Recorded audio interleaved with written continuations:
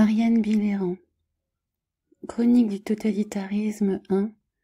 La mise au pas du 12 juillet 2021.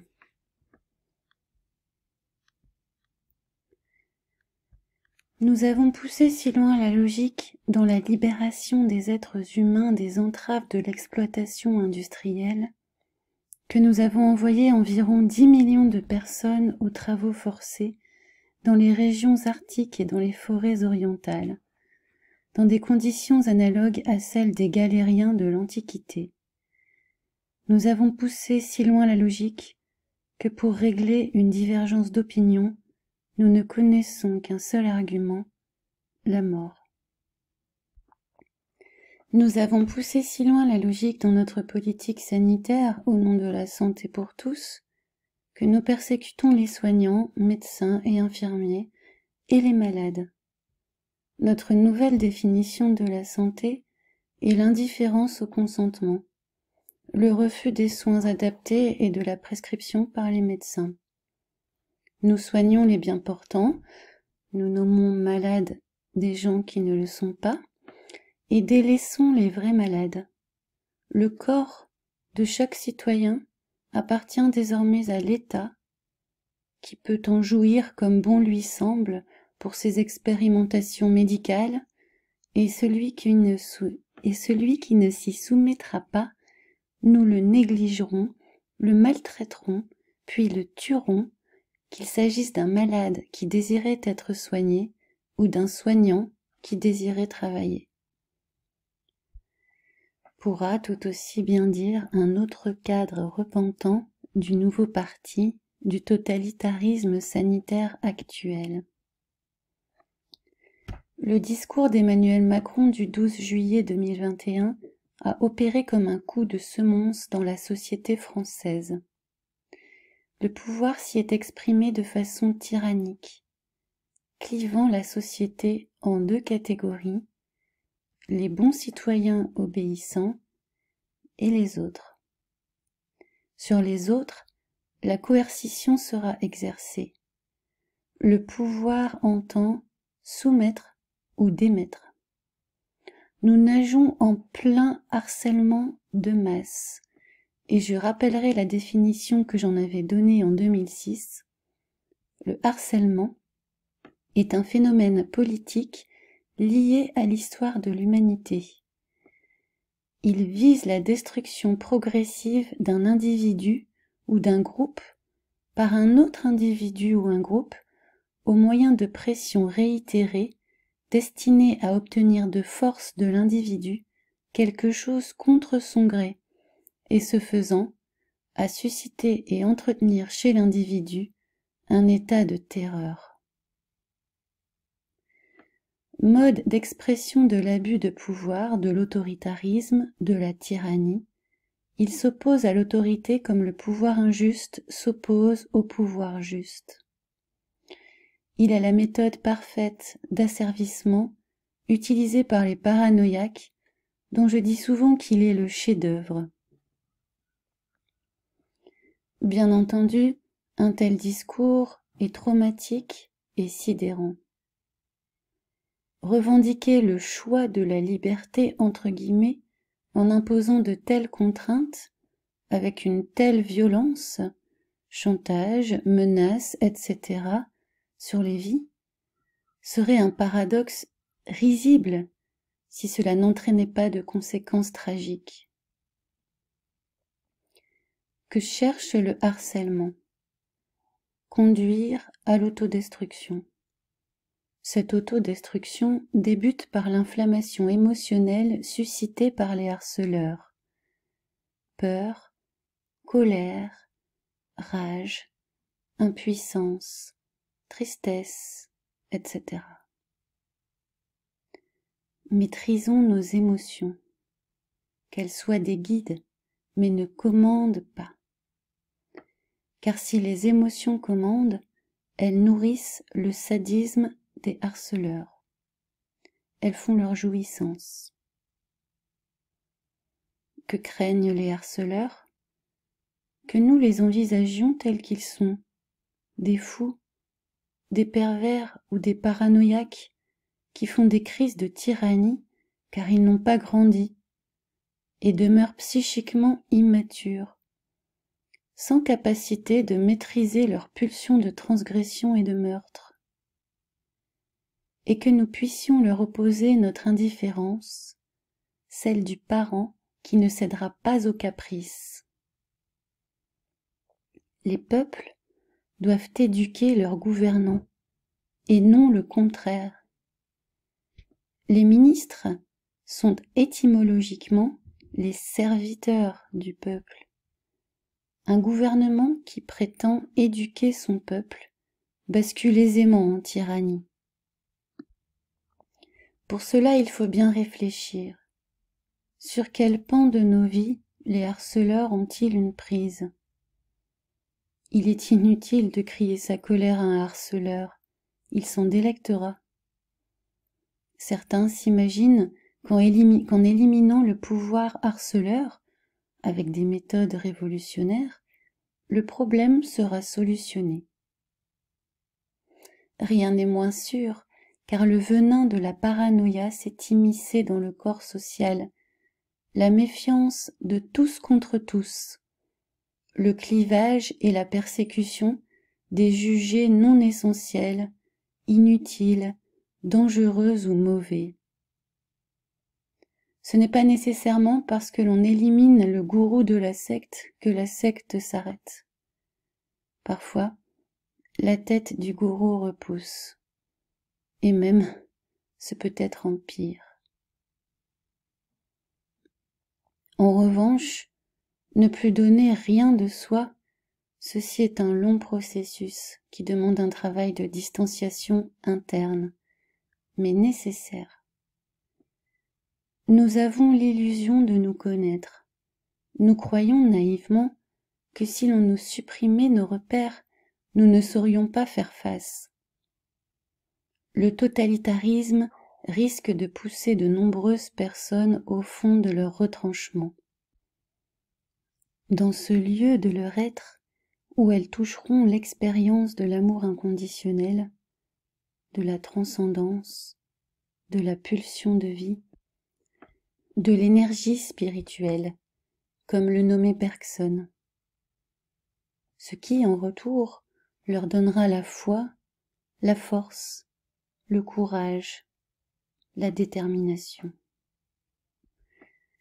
L'heure de la persécution paranoïaque a sonné. Les ennemis semblent désignés, mais ne nous y trompons pas. Il ne faut jamais croire le langage de la perversion. Elle vous assure que si vous consentez à faire ce que vous ne souhaitez pas faire, alors vous serez tranquille et tout ira bien pour vous. Elle exige que vous renonciez à un petit bout de territoire de vous-même. Puis, la boîte de Pandore étant ouverte, il vous sera toujours demandé plus, et encore plus.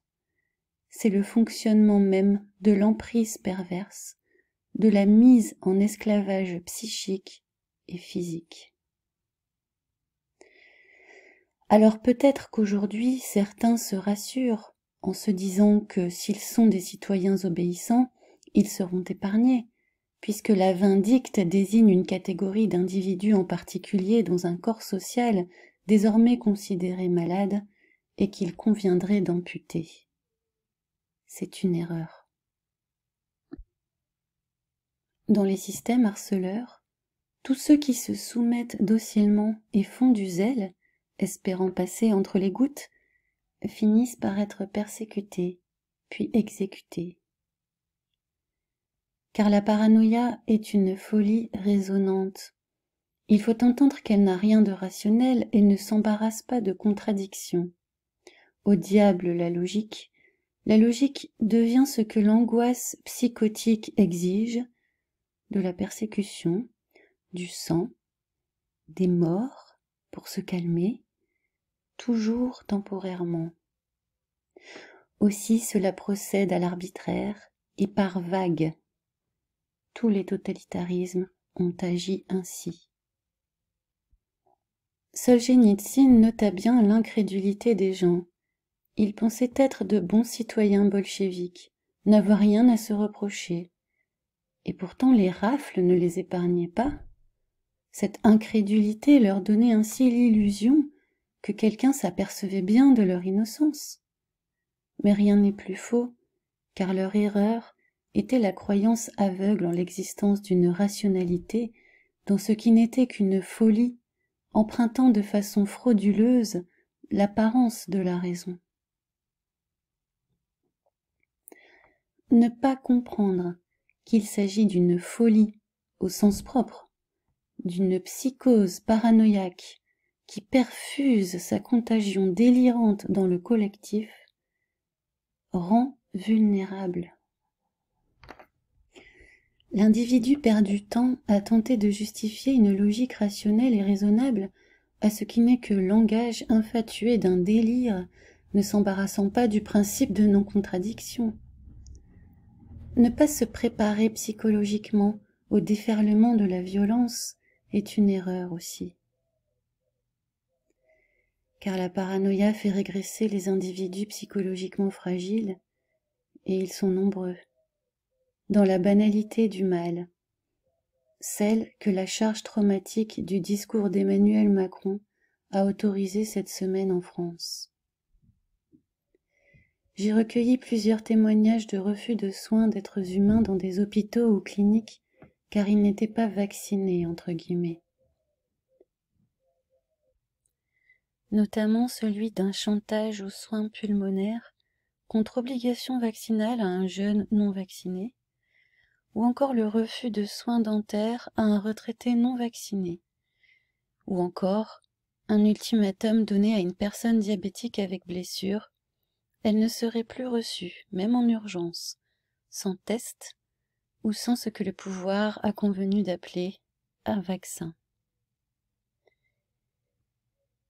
Le peuple français est harcelé, et certains, pensant atténuer la violence du harcèlement sur leur personne, font du zèle pour devenir les instruments de persécution des autres. Ils n'ont vraisemblablement, eux non plus, pas compris comment cela fonctionne. L'arbitraire, la logique de quotas, la recherche du mouvement éternel permettant d'assurer un contrôle des masses sont les ressorts des passages à l'acte du pouvoir totalitaire. Combien de maltraitances, combien de détresse, combien de souffrances, combien de persécutions, combien de morts ce nouveau régime laissera-t-il dans l'histoire? Ce qui est sûr, c'est qu'il ne s'arrêtera pas en si mauvais chemin. La psychose paranoïaque s'engage toujours au bout du déferlement totalitaire, avant d'agoniser en un râle exsangue dans les mares de sang qu'elle a elle-même provoquées. Puisque depuis plus d'1 an, nous ne parlons plus que de maladies et de morts, l'heure est venue pour ce type de questionnement métaphysique. Au moment de ma mort, aurais-je été en accord avec ma conscience concernant mon passé, mes actes, mes paroles? Car il n'y aura rien d'autre que nous emporterons avec nous, que le scrupule moral dont notre conscience est le maître, et qu'elle nous oppose dans son miroir. L'œil était dans la tombe et regardait Caïn.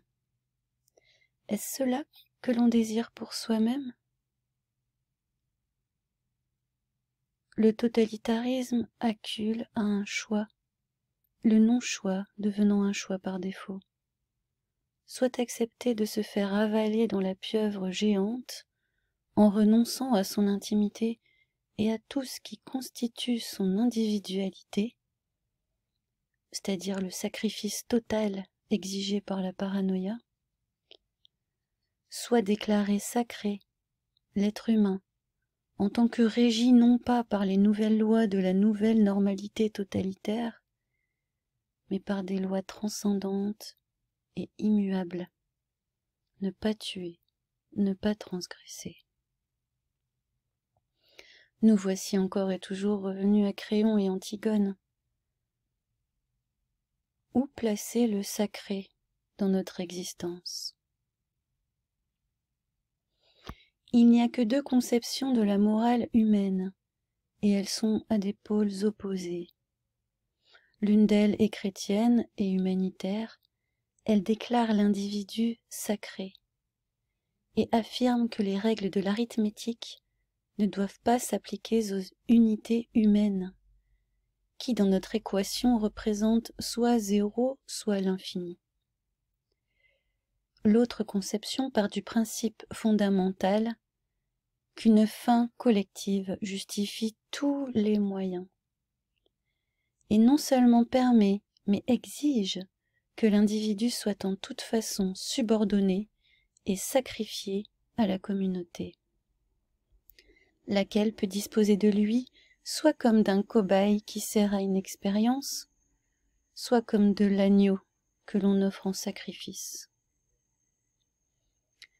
Seule la littérature est capable de restituer l'expérience totalitaire, car elle invite à retourner dans l'intime, cet intime que le pouvoir paranoïaque veut dévorer de façon cannibale en provoquant les issues de secours à l'incorporation.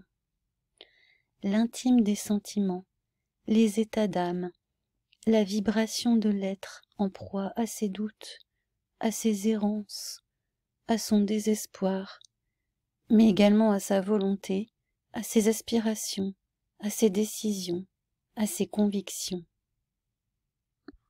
Un dernier mot. Nous ne sommes que de passage. Dans ce théâtrum mundi où nous jouons tous les rôles, desquels nous sommes plus ou moins dupes, où les uns et les autres se jugent, de mauvais citoyens mettant en danger les autres en n'acceptant pas les contraintes imposées par le gouvernement, ou alors de mauvais citoyens contribuant à la perte des libertés, etc. Je suggère de revenir en ce moment à la méthode phénoménologique de Husserl, dont je perçois de plus en plus qu'elle a été conceptualisée en réaction à l'idéologie totalitaire nazie. L'époquée. Qu'est-ce que l'époquée? C'est la suspension du jugement, un antidote salutaire face à la surinterprétation paranoïaque qui a contaminé l'espace social. Suspendre son jugement face au délire, ne pas tenter d'y rentrer, ni de le comprendre à tout prix, suspendre son jugement face à la surexposition des signes et des interprétations données.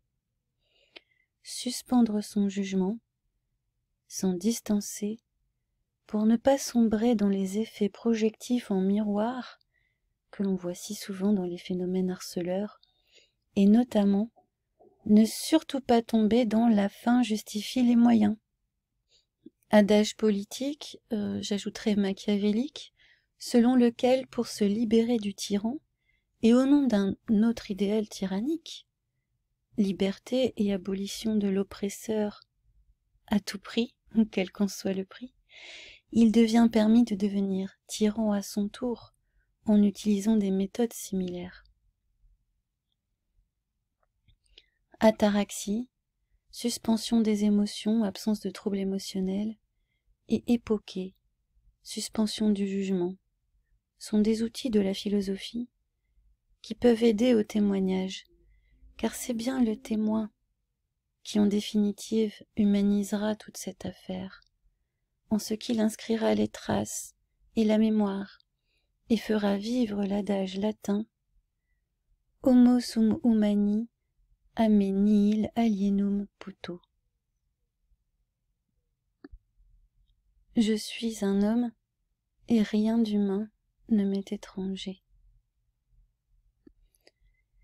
Article du 15 juillet 2021, publié sur le site arianebileran.com.